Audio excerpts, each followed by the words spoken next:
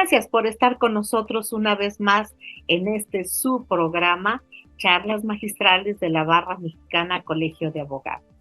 El día de hoy tenemos una invitada espectacular, una mujer que es sinónimo de honestidad, templanza y profesionalismo. Una mujer que es licenciada en Derecho por la Universidad Nacional Autónoma de México y doctora en Ciencias Políticas por la Universidad de la Sorbona de París, Francia. Ha desempeñado una importante carrera judicial en el Consejo de la Judicatura y en el Tribunal Electoral del Poder Judicial de la Federación, donde ha sido secretaria instructora, ha sido presidenta de sala regional, ha sido titular y fundadora de la Defensoría Pública Electoral, entonces para pueblos y comunidades indígenas, y a partir de 2016 fue designada magistrada de la Sala Superior del Tribunal Electoral del Poder Judicial de la Federación por el periodo de 9 años y presidió esta sala y este tribunal de 2016 a enero de 2019. Estamos refiriéndonos sin lugar a duda a esta gran magistrada, a esta gran funcionaria, Janine Otálora Malasis. Muchísimas gracias, Janine, por haber aceptado estar en nuestro programa. Eres muy, muy bienvenida.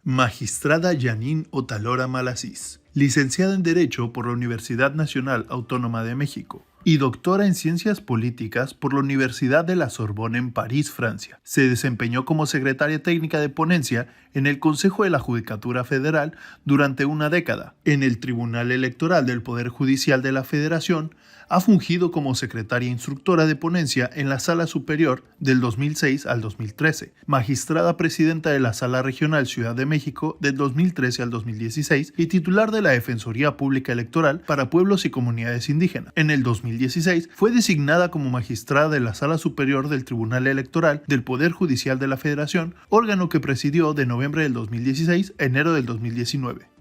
Bueno, como hemos mencionado, hoy estamos de fiesta en el programa, pues está con nosotros, ya dijimos, la magistrada Janine Otálora Malasis.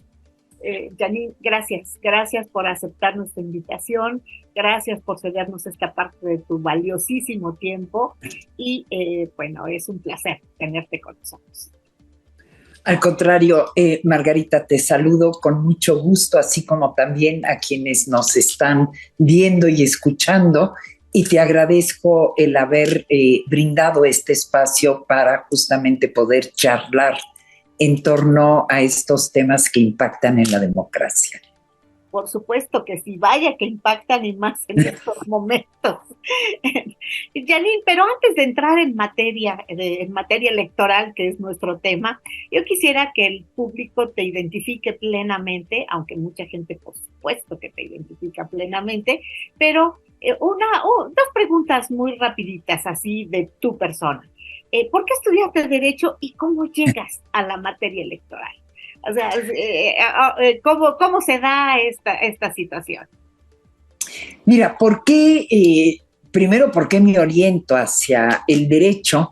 Yo originalmente quería estudiar antropología, que no tiene gran cosa que ver con el derecho, pero en esas inquietudes de la juventud, en los que ves desigualdades, en los que ves, yo estoy hablando de los años 80, cuando entro a la licenciatura en la UNAM, y que te preguntas qué puedo hacer, de qué manera podría a través de mi profesión cambiar o aportar algo, si no cambiar. Y es donde veo justamente la posibilidad de estudiar derecho, pensando justamente que el derecho es un instrumento que nos puede servir para transformar realidades sociales, incluso para transformar vidas en lo individual. Y también me llamaba mucho la atención en aquel entonces el litigio para poder defender en materia penal, mira qué lejos acabé, en materia penal a quienes tienen menos y que desde aquel entonces en muchos casos son injustamente acusados. Con ese espíritu entro a la Facultad de Derecho en la UNAM. ¿Qué pasa después que acabo en la materia electoral? Es que hago un doctorado en ciencias políticas. Y ahí ya va un poco bifurcando mi interés más hacia la vida en sociedad, la vida en comunidad, la política, la lucha por el poder. Y la vida me va llevando poco a poco desde un trabajo en el Poder Legislativo, luego en el Consejo de la Judicatura Federal y de ahí al Tribunal Electoral. Y me doy cuenta de que esta justicia, la justicia electoral, es sumamente importante también en materia de derechos humanos, que quizá después podamos platicarlo, y en materia del Estado de Derecho, preservar nuestro orden constitucional. Es así como acabo siendo magistrada de la Sala Superior del Tribunal Electoral. No, yo creo que además una excelente magistrada, todos lo sabemos, todos conocemos esa magnífica trayectoria que has tenido siempre en el Tribunal Electoral y en todo donde tú has estado. Y yo creo que otra de las cosas, esa idea de ayudar al desvalido, de pues tratar de evitar la desigualdad, la sigues conservando, Janine. ¿Por qué? Porque yo sé del trabajo que has realizado, sobre todo en favor de la igualdad sustantiva entre hombres y mujeres. Entonces aquí encontramos otro grupo vulnerable, muy vulnerable, por el que tú has luchado y has luchado muchísimo. ¿Cómo fue que tomaste conciencia de la discriminación que padecemos hoy las mujeres? ¿Hubo algún acontecimiento que te marcara en ese tema?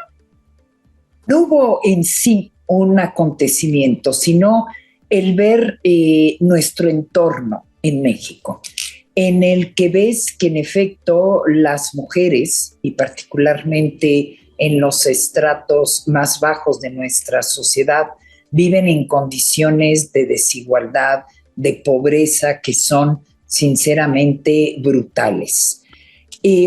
Después tuve la gran oportunidad de participar en la Conferencia Mundial de las Mujeres de la ONU en Beijing, y ahí pude ver una variedad de situaciones que atraviesan las mujeres, Margarita. Desde en los países de África, por ejemplo, independientemente del ascenso y de la progresión del Islam, con todo lo que esto implica en su radicalismo para las mujeres, temas como la integridad del cuerpo de la mujer en estos países donde se practica, por ejemplo, la excisión y que es brutal como cortan una parte del cuerpo de la mujer, el clítoris en este caso, desde niña, o sea, esa condena que se hace al cuerpo de la mujer. Y ya después vas viendo en el ámbito político, ves congresos en el mundo entero integrados por 80% de varones y dices, ¿cómo pueden las mujeres hacerse escuchar? ¿Cómo pueden hacer eco y explicar por qué están mal y por qué necesitan justamente que las leyes y que la interpretación de las leyes se haga con perspectiva de género? Y son estas inquietudes, esta experiencia internacional, que fue un privilegio, que me lleva justamente a esta sensibilidad hacia la situación de vulnerabilidad en la que vivimos las mujeres en distintos niveles, según obviamente en donde nos encontramos. Sí, yo sé de toda tu lucha en este aspecto, hemos coincidido en muchos foros en esta materia y bueno, desde luego estamos conscientes de que la igualdad entre hombres y mujeres ha permeado en el discurso, ha permeado en el marco jurídico de fuente nacional e internacional, pero la sustantiva por la que hemos luchado muchísimo todavía le falta mucho camino por recorrer. Mucho. Pero bueno, esto era un poco para ir entrando en materia, para ir presentando a esta gran mujer, esta gran abogada, que no solamente ha hecho un papel extraordinario en la materia electoral, sino precisamente todo lo que ha luchado para lograr esta igualdad sustantiva entre hombres y mujeres.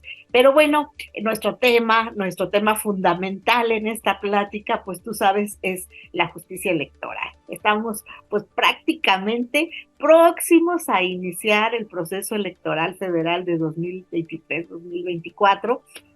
Aquí, bueno, estamos en un momento definitorio para nuestro país. Aquí nos podrías comentar de este gran proceso y cuál es el papel que va a asumir el Tribunal Electoral del Poder Judicial del que tú formas parte de esta sala superior.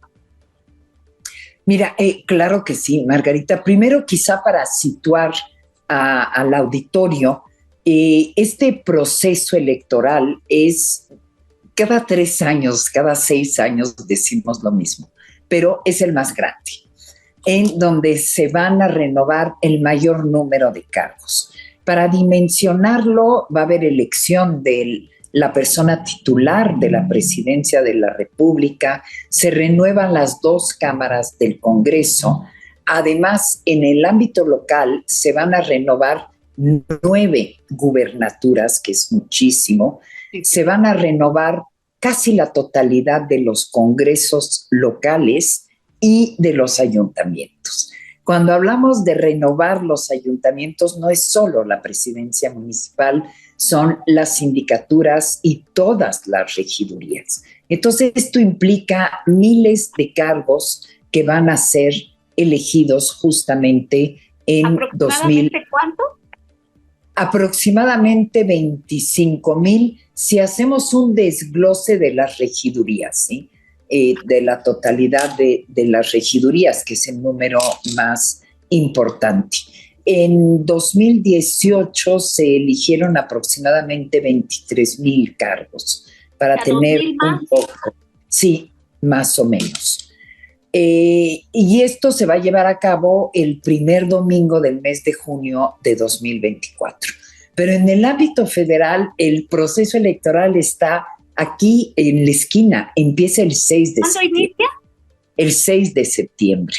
O sea, entonces, ya está, aunque realmente podríamos decir, Margarita, que inició hace ya varios meses atrás, pero formalmente inicia el 6 de septiembre, las precampañas inician la 3ª semana de noviembre, entonces sí, se adelantaron un poquito, pero bueno, ya ahí mi posición es conocida, pero en fin, esa es nuestra realidad acorde con la norma.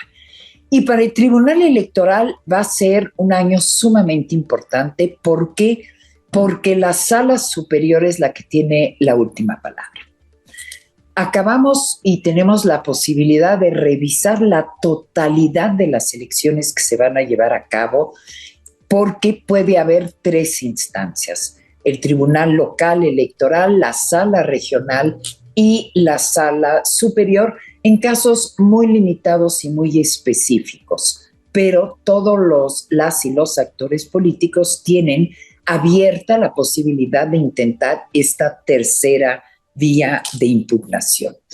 Entonces, ¿cuál va a ser nuestro papel? Velar, por una parte, por la integridad del proceso electoral.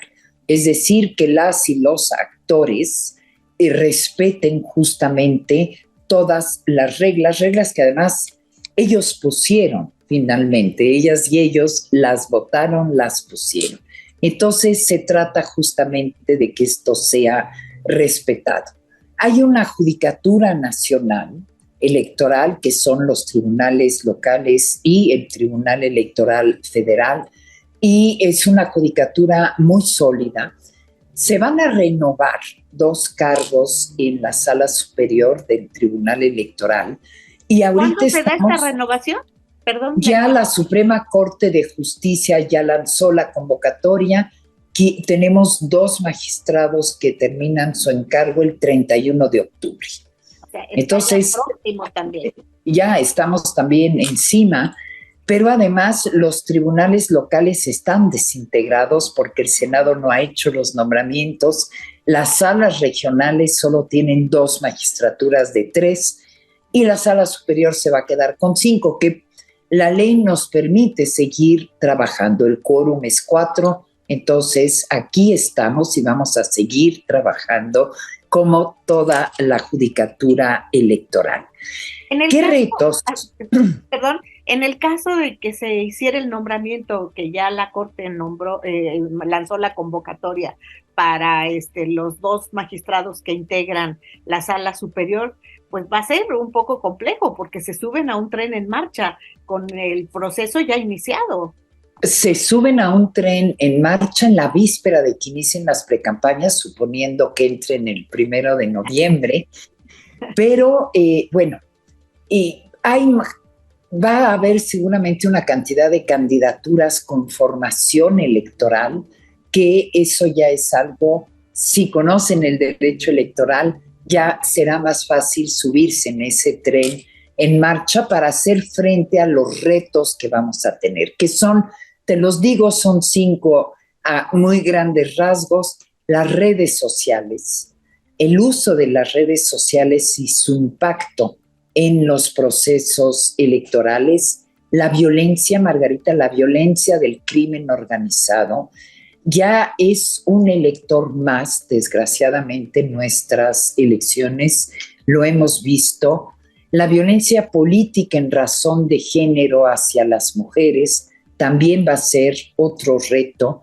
La utilización de los programas sociales como método de coacción, de compra al voto, y finalmente este ambiente de polarización en la que se encuentra México y que se va a acentuar en este gran proceso electoral que al fin y al cabo es un proceso de lucha por el poder político que en sí polariza, pero en este contexto de polarización de toda la sociedad y en un contexto de desacreditar las instituciones, va a ser un reto para justamente que tribunales electorales y en nuestro caso la sala superior tomemos decisiones que sean totalmente neutrales y que dejen tranquilas y tranquilos no solo a los actores políticos, a la ciudadanía sobre todo.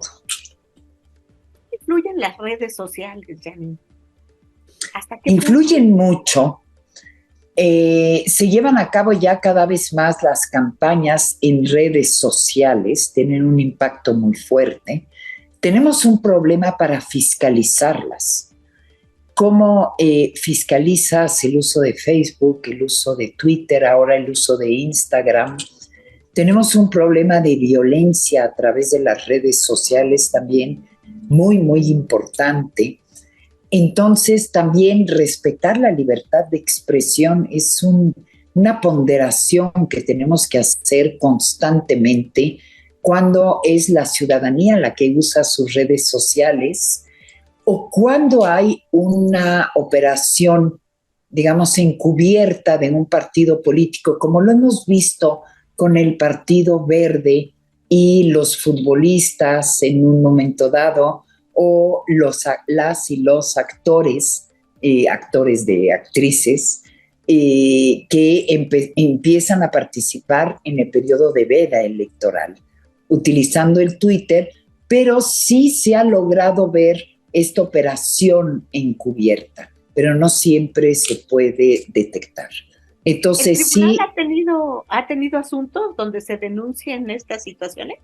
Hemos tenido asuntos desde, me parece, 2012 o 2015, en el que, no sé si recordarás, varias actrices, varios actores, en el periodo de veda electoral. El periodo de veda son los 3 días previos a la jornada electoral, en el que empezaron a mandar mensajes a favor de candidaturas en específico, pero eran masivos. Entonces es ahí donde se pudo detectar, y en el último proceso electoral lo vimos con futbolistas que en el mismo periodo de veda en el que, el periodo de veda no aplica en principio a la ciudadanía, pero aquí ves una operación armada. Entonces sí, Encubierta, encubierta, sí, entonces ahí sí, entre el INE y el tribunal hemos logrado detectar y descubrir esa operación fraudulenta finalmente. ¿Alguna vez hubo también algún boxeador? Hubo sí, que hasta dijeron el tribunal se mete hasta los calzoncillos de los boxeadores. Traía algo. Salió un boxeador, no recuerdo el nombre, no soy fan del box, pero que traía en el calzoncillo el emblema del PRI. En una pelea de box que se llevó a cabo el sábado previo a la jornada electoral. Pues en época de veda ya. Y era una pelea de box vista por muchísimas personas, porque era un gran boxeador, no recuerdo el nombre, y sí, se le asignó responsabilidad al PRI, obviamente. Claro que sí. Bueno, es también un momento como para hacer balances, ¿no? Sí. Decías que, bueno, hay un poco de problema también en violencia de género. Y aquí, ¿en qué punto estamos en materia de paridad, Janine? Y sobre todo de acciones afirmativas. ¿Cuánto hemos avanzado y qué falta por hacer? Mira, me parece que hemos avanzado muchísimo y hemos avanzado, y voy a retomar un poquito un slogan dicho mucho, a golpe de sentencias. Sí. Desde la paridad que hemos ido construyendo, que se ha ido construyendo por la Sala Superior del Tribunal Electoral desde 2012, en el que se empezó a establecer estas listas sin cremallera, es decir, un hombre, una mujer, un hombre, una mujer, en fin, poco a poco hasta llegar a la famosa sentencia en la que se ordenó a los partidos políticos respetar la cuota, famosa cuota 60-40, y se estableció esa regla extraordinaria de que las fórmulas de candidaturas al Congreso tenían que ser del mismo género, para evitar justamente que la persona titular, sí, de la fórmula era una mujer y al momento de tomar protesta renunciaba para que el suplente varón asumiera el cargo. Entonces ya las fórmulas son del mismo género, ya no hay posibilidad de fraude. Y finalmente vino la reforma constitucional, primero la de 2014, que establece candidaturas paritarias. Posteriormente viene la reforma de la paridad en todo y últimamente la reforma que ya tipifica la violencia política en razón de género y que dice cuáles son los casos en los que se da y se establece un procedimiento para denunciarla. Y ya que tenemos esa representación de las mujeres paritaria en la mayoría de los congresos, ha aumentado mucho en las presidencias municipales, las gubernaturas, bueno, tuvimos una sentencia muy emblemática en la que ordenamos que la mitad de las candidaturas en 2021 a gubernaturas tenían que ser mujeres, y eso nos dio el acceso a 6 mujeres a gubernatura, mujeres que hicieron además extraordinarias campañas electorales. El tema aquí es que le den, que nos den el espacio para justamente demostrar que se tienen todos los méritos para ganar una elección. Y luego vienen las llamadas acciones afirmativas, que son estas medidas compensatorias de reparación que las hemos ido dictando en favor de otros grupos en situación de vulnerabilidad. Las hemos dictado para personas indígenas, estableciendo 21 curules para personas indígenas en la Cámara de Diputados. Personas de la diversidad de género que también hemos logrado que vayan siendo cada vez más electas cuando hay esa representación. Personas con discapacidad, migrantes, todas estas mexicanas y mexicanos que residen en el extranjero, cuando México vive de las remesas que tienen estas mexicanas y mexicanos y no tienen representación en el Congreso de la Unión y tampoco la tienen casi en los demás cargos. Y hoy en día hay 11 migrantes que ocupan curules en la Cámara de Diputados. El modelo no es el ideal, pero por lo menos hay una representación, hay una voz y hay un voto. No, bueno, realmente es maravilloso y yo creo que la labor que ha desempeñado el Tribunal Electoral ha sido extraordinaria.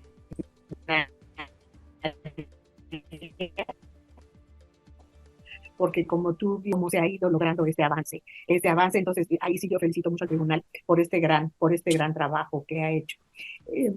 Bueno, aquí tendría muchas otras preguntas que hacerte, pero bueno, se nos va el tiempo como agua y no quiero dejar de tocar otro tema importantísimo en el que tú participaste de manera crucial en el Tribunal Electoral.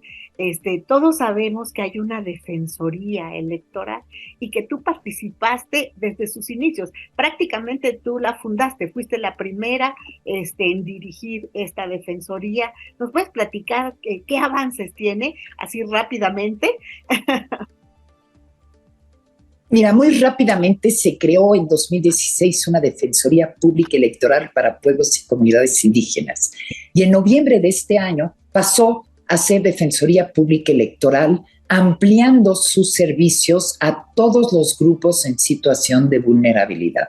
Obviamente personas indígenas, mujeres, migrantes, personas de la diversidad de género, personas con discapacidad, adultas mayores. Ya la Defensoría Pública, que en efecto tuve el honor de echar a andar, ha ampliado la totalidad sus servicios a todos estos grupos en situación de vulnerabilidad. Sus servicios son totalmente gratuitos. Entonces quiero aprovechar este foro para llamar a la ciudadanía y decirles que cuando no pueden pagar un abogado particular, aquí está la Defensoría Pública Electoral para brindarles un servicio de excelencia y gratuito además.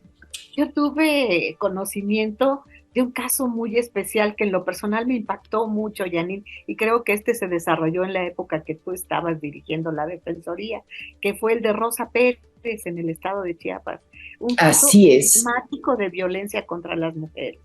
Totalmente, una presidenta municipal obligada a renunciar al cargo porque la comunidad, los hombres decían, esta comunidad no puede ser dirigida por una mujer, y estaban los videos, o sea, todo estaba acreditado que era un caso exclusivamente de violencia política por ser simplemente mujer, y en efecto la Defensoría fue incluso a Chiapas, ella era presidenta municipal de Chenaló, para buscar a Rosa Pérez y brindarle el servicio y el apoyo de la Defensoría, y con eso se estrenó, digamos, esta Defensoría Pública.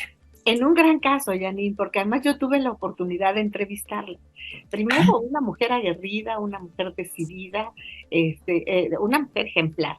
Pero es triste que una presidencia municipal que dura 3 años, que realmente es poco, durante mucho tiempo de ese mandato, se la tenga que pasar litigando el haber llegado por el voto público a ocupar ese puesto.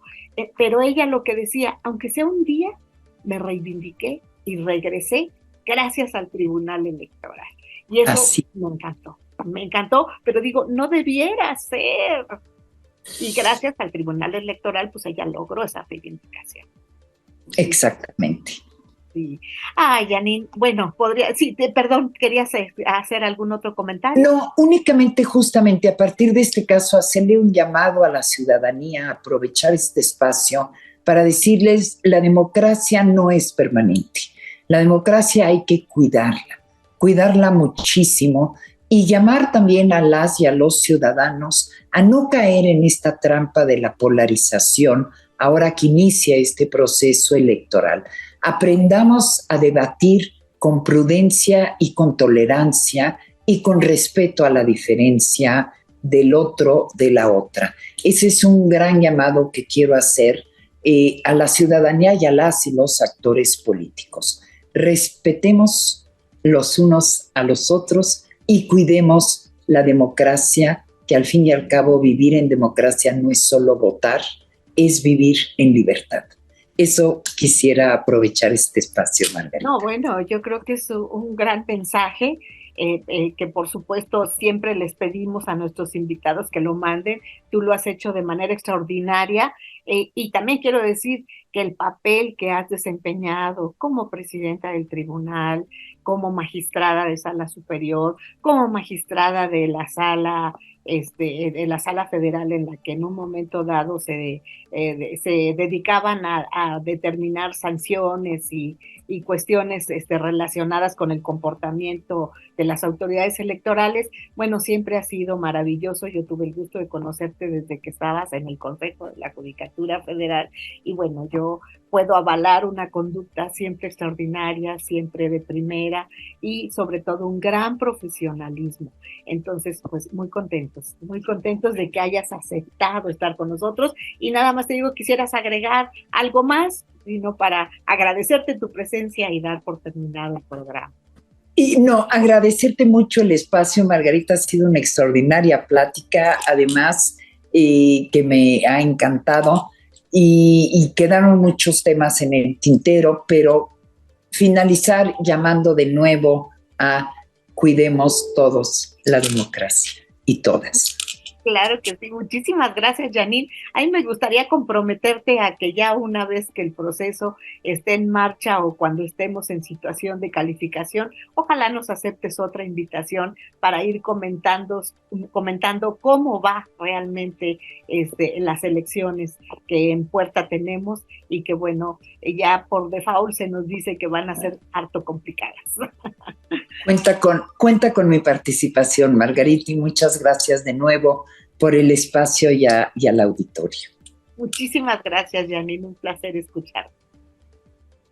Bueno, hemos escuchado respuestas contundentes de lo que es realmente la actuación del Tribunal Electoral del Poder Judicial de la Federación y lo que ha influido en la democracia de nuestro país, en la vida democrática de nuestro país, con estas sentencias que han propiciado que realmente se establezca dentro del cambio de poderes la legalidad, la constitucionalidad de los actos que esto implica. Y quién mejor para esto que explicarnos y recibir toda esta información de una persona que de primera mano ha participado en todo esto, como ustedes saben, la magistrada Janine Otálora Malasis, que además ha sido una gran luchadora por la igualdad de los derechos entre hombres y mujeres. Realmente ha sido un placer escucharla y ojalá tengamos la oportunidad de tenerla nuevamente pronto para ver los avances de este proceso electoral que estamos a punto de iniciar. Muchísimas gracias por haber estado con nosotros. No se pierdan nuestros tiempos.